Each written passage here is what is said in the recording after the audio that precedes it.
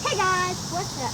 Today we're part 2 of making slime.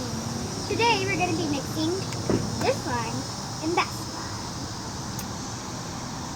So, we're mixing them now. Sorry about that. Anyways, okay, so mix with this stretchy one, nice and pretty cool. Now, oh my god, they actually blend. Look at it, they actually blend.